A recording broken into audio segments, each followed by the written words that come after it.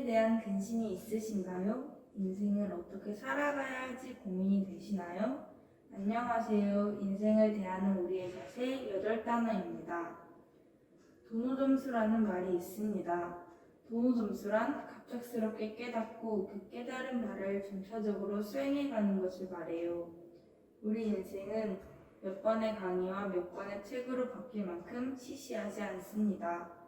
소나기가 아니라 가랑비 같은 시간이 되어 천천히 젖어들었으면 좋겠습니다. 여러분에게 8단어와 함께하는 이 시간이 도노점수를 할 수 있는 계기가 되었으면 하네요. 오늘의 첫 번째 사연입니다. 안녕하세요. 저는 성적과 삶에 대한 문제로 고민이 있는 한 여고생이에요. 최근 집안이 기울어서 원래 다니던 학원도 끊을 수밖에 없고 당연하게 여기던 것들이 당연하지 않게 되어버렸어요. 문제집을 살 때나 밖이 아닌 집에서 혼자 공부를 할 때면 어려워진 형편이 더욱더 와닿으면서 학원에서 공부하는 친구들과 저를 더 비교하게 되는 것 같아요. 시험 점수도 점점 떨어지게 되면서 적응한 집안 형편이 제 삶을 가로막는 것 같다는 생각이 들어요. 잘못된 생각인 것을 알지만 모든 것이 부모님 탓인 것 같아요. 저는 남들과 비교하고 성적이 떨어지는 것을 가족의 탓으로 돌리는 저를 보며 저까지 원망하게 됐고 삶에 대한 불안감이 한없이 커져 더 우울해지고 위축되는 느낌이 들고 있어요. 저는 제 인생을 어떻게 대해야 할까요?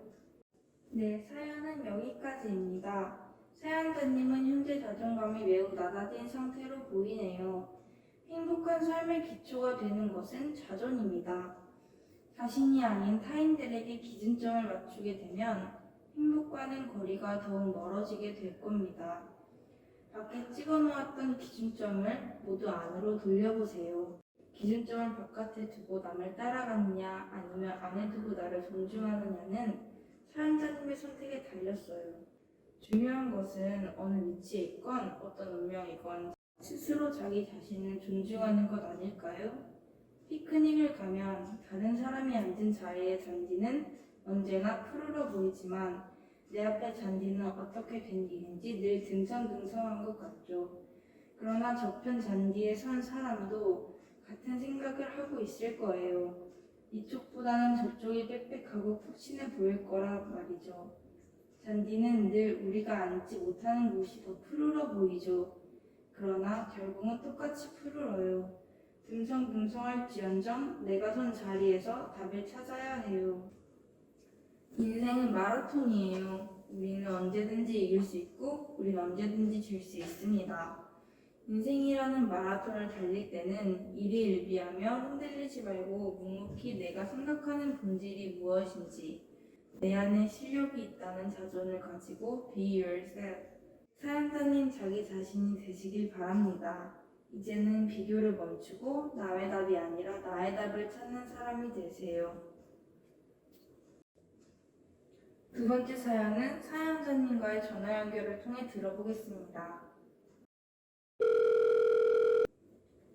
안녕하세요. 대전여고에 재학 중인 유서연입니다.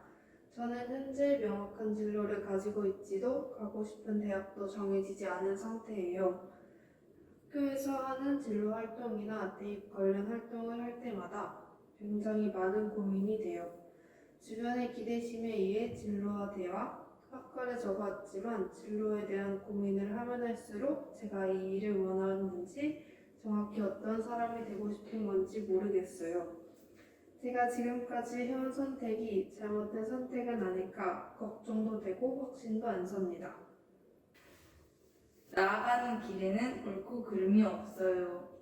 완벽한 선택 또한 없죠. 단지 선택한 후에 옳게 만드는 과정이 있을 뿐이에요. 그리고 우리는 순간을 예측할 수 없습니다. 어떤 순간이 보배로운 순간인지 몰라요. 그러니 그 순간을 우리가 보배롭게 보면 됩니다. 선택한 이상 그게 우리가 지금 가지고 있는 결정적인 순간, 현재입니다.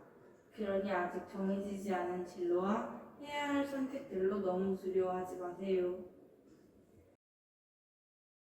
하지만 전 다른 친구들에 비해 진로도 대학도 갈피를 잡지 못해 지금의 순간조차도 뒤처지고 있진 않을까 두려워요. 삶은 순간의 합이지 결코 경주가 될 수 없어요. 물론 대학이라는 점을 찍어 달린다면 맞는 말일지도 모르죠. 하지만 삶이 순간의 합이라는 관점에서 본다면 그렇지 않아요. 우리나라의 많은 사람들이 삶을 경주로만 보는 경우가 많아요. 하지만 사연자님과 청자분들께서는 삶을 경주로만 보지 않았으면 좋겠어요. 사연자님께서 만약에 순간의 합이라는 말에 동의하신다면 순간의 의미를 부여하고 찬란한 순간을 잡으세요. 그리고 그 선택을 옳게 만들고 현재를 믿으세요. 자, 이렇게 해서 두 번째 사연을 들어봤는데요. 오늘의 첫 번째 사연은 자존, 두 번째 사연은 현재와 관련돼 있었어요. 이 사연을 들으면서 혹시 주제가 연관돼 있다는 느낌을 받으셨나요? 현재에 집중해야 하는 가장 큰 이유는 결국 자존과 연결이 돼요. 또한 이 두 사연 모두 인생이라는 공통점을 가지고 있어요. 모든 인생은 다 다르죠. 만약 모퉁이 다음에 무엇이 기다리고 있는지 알고 살아간다면 다람쥐 쳇바퀴와 다를 게 없는 삶일 것 같아요. 우리는 우리 앞에 마땅히 주어진 전인 미담의 길, 이제까지 그 누구도 가보지 못한 길을 즐겨야 해요. 어차피 가야 할 길 앞에서 망설이거나 두려워하기보다는 설렘과 기대를 품고 걷는 건 어떨까요? 인생에는 정답이 없어요. 다만 정답으로 만들어가는 과정만 있을 뿐이죠. 자신이 할 수 있는 가장 현명한 판단을 신중하게 하고 내가 할 수 있는 최선을 다해 살아가야 해요. 선택하지 않은 답은 이미 내 답이 아니라고 생각하고 살아보세요. 정답, 오답에 대한 강박을 갖지 말고 자신의 판단을 믿으세요. 사연자님들을 비롯한 청자분들도 묵묵히 자기를 존중하면서 클래식을 궁금해하면서 본질을 추구하고 권위에 도전하고 현재를 가치 있게 여기고 깊이 봐가면서 지혜롭게 소통하며 각자 전인 미답의 길을 가시기 바랍니다. 오늘의 8단어는 도움이 되셨나요? 마지막으로 방청객 3분은 어떤 생각을 하게 되셨는지 들어보겠습니다. 네, 저는 이번 8단어의 내용 중 자존에 관한 내용이 인상 깊었는데요.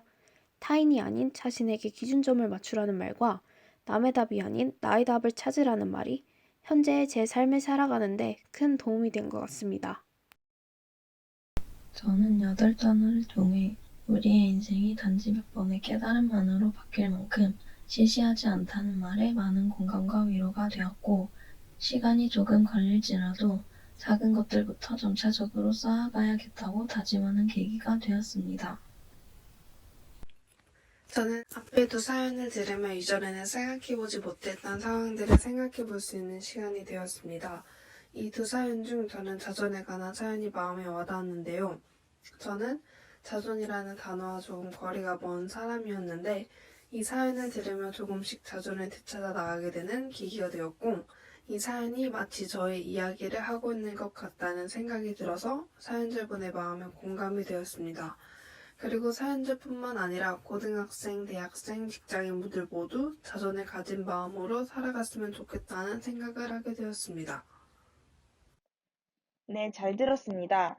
저는 인생에는 정답이 없고 다만 정답으로 만들어가는 과정만 있을 뿐이고 정답, 오답에 대한 강박을 갖지 말고 자신의 판단을 믿으라는 말이 가장 인상 깊었는데요. 항상 정답, 오답에 너무 연연하면서 살았던 것 같아 제 자신을 반성하고 앞으로는 제 자신의 판단을 믿으면서 제 인생의 정답을 만들어 가고 싶다는 생각을 하게 되었어요.